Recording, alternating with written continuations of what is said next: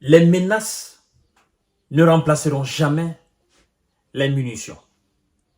Les grands discours va-t-en-guerre ne remplaceront jamais les chars.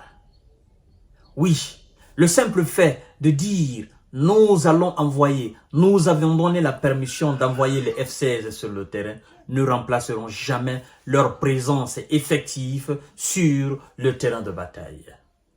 Et pendant ce temps donc, les hommes forts de M. VP ne cessent d'enregistrer des victoires. Ils ne veulent pas qu'on en parle. Parce que eux-mêmes, ils n'osent pas dire cela. Ils n'osent pas débattre cela sur leur plateau d'information différents. Oui. Les chiffres parlent d'eux-mêmes. Le bilan journalier parle de lui-même. 1000 et quelques S de M. Zélélan et ses supplétifs occidentaux ont été envoyés au repos éternel. Ben, c'est ce qu'ils veulent. Ils veulent que chaque jour qui passe, que la défense russe fasse le bilan. Et que eux, je me dis seulement qu'ils ont souvent, c'est devenu un plaisir pour eux d'entendre que M. Zélélan a perdu tel nombre de S sur le terrain. Ça leur fait plaisir d'entendre cela. Quelque part, ils cherchent un objectif derrière, non? Derrière les pertes de Zélélan en termes de S, en termes de territoire, ça leur plaît, non? Oui, ça leur plaît. Surtout, ça plaît énormément au Wiza. C'est ce que nous allons voir dans le cadre de cette émission, parce que la Russie a fait un bilan journalier. Le bilan du 16 juillet 2024, c'était hier. J'ai voulu le faire hier, mais il se faisait tard.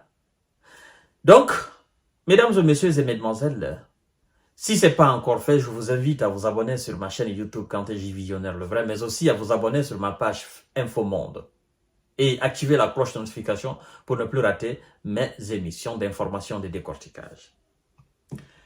L'armée russe a abattu un Yak-52. Yak-52 avec une mitrailleuse à son bord. C'est ce qu'a annoncé le 16 juillet le ministère russe de la Défense dans son bilan, nouveau bilan de l'opération militaire spéciale chez M. Zélélan. Mesdames et messieurs, les points essentiels, nous allons les toucher maintenant. Parce que il faut qu'on énumère, il faut qu'on parle de ça. Tout cela contribue à la sensibilisation et à l'éveil de conscience. Parce qu'au fur et à mesure que le monde est informé de ce qui se passe sur le terrain, ben naturellement, je pense que ça compte énormément. Les pertes totales des troupes de M. Zélélan et ses supplétifs occidentaux, en une journée, mesdames et messieurs, les pertes s'élèvent à 1920 S. 1920 S. Moins 800, on serait, mesdames et messieurs, dans les 2000. Ça, c'est juste en une journée.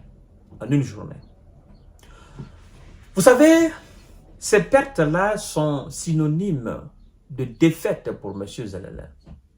Parce que, au niveau de toutes les lignes de front, si eux, ils n'enregistrent que des défaites, ils n'enregistrent que des pertes, ça veut dire que dans quelque temps, plus rien ne va rester. Ou ils vont encore forcer des gens à porter les rayons militaires et à prendre des armes. Mais prendre des armes par la force, recruter des gens par la force, ça paye cash sur le terrain. Parce que les gens n'ont pas cet amour de l'arme.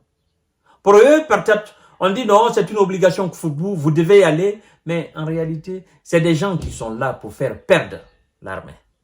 C'est des gens qui sont là pour faire perdre M. Zélélan.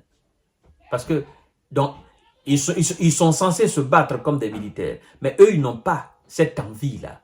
Et donc, il y a des déserteurs, il y en a effectivement qui fuient les positions, il y en a qui refusent de se battre, il y en a qui se cachent, il y en a, ils sont sur le terrain, mais ils ont l'esprit ailleurs.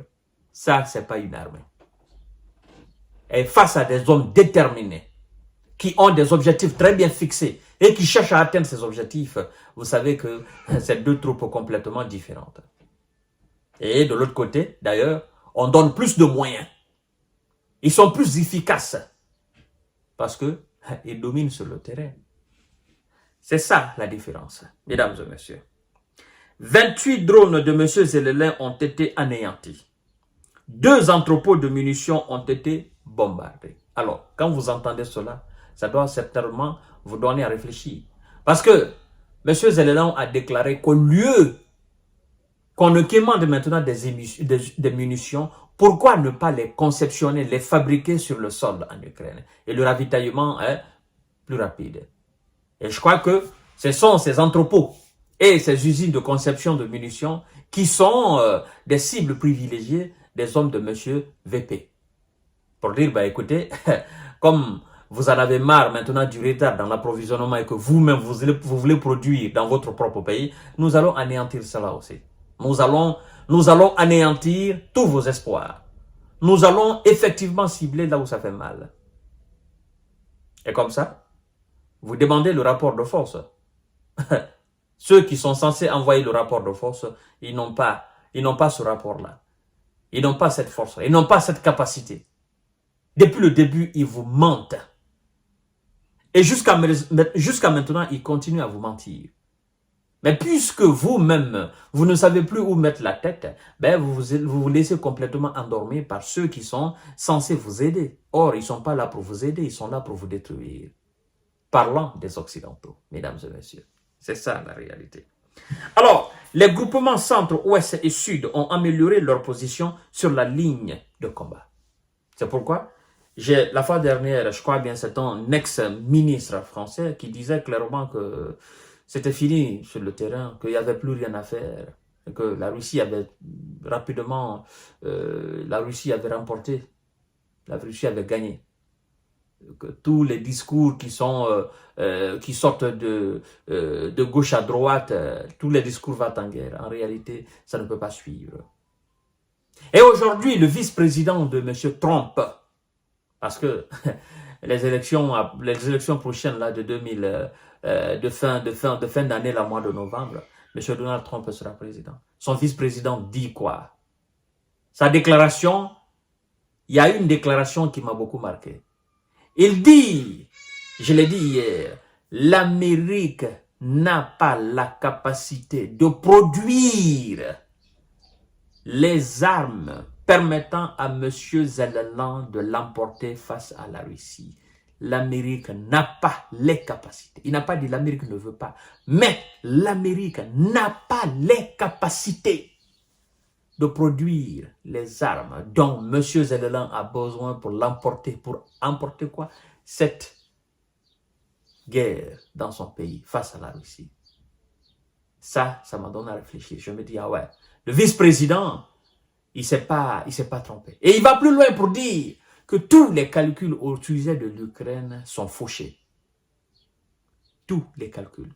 En termes militaires, en termes politiques, en termes diplomatiques, tous les calculs sont faux. Tous les calculs sont basés sur le faux. Ça veut dire tout simplement que tout ce qu'on a fait depuis le début jusqu'à présent, c'est faux. Et c'est ce qui fait qu'il n'y a pas gain de cause. Parce que si vous construisez votre monde sur le mensonge, vous ne pourrez pas aller de l'avant. Et le présent de M. Zelensky, depuis un certain temps, est basé sur le faux. Et c'est ce faux-là qui fait il perd tout le temps sur le terrain. Parce qu'il n'y a pas de grain de vérité là-dedans. Mais l'avenir nous dira. Nous qui avons tant prôné la paix et la négociation, l'avenir nous dira. Entre nous et ceux qui ont toujours prôné l'escalade et la violence, l'avenir nous dira qui avait raison et qui avait tort. En attendant, la Russie continue de grignoter sur le terrain, n'est-ce pas, comme de grignoter, n'est-ce pas, la surface du territoire de M. Zelensky. Parce qu'ils ne veulent pas qu'on en parle, qu'on dise que la Russie est en train d'enregistrer des victoires, est en train d'enregistrer, d'effectuer des percées. Eux, ils parlent de grignotage. Nous allons employer le même terme grignotage. Mais dans quelques années, nous allons voir si réellement c'était des percées ou bien c'était du grignotage. À tout à l'heure, mesdames et messieurs. Très belle journée à vous.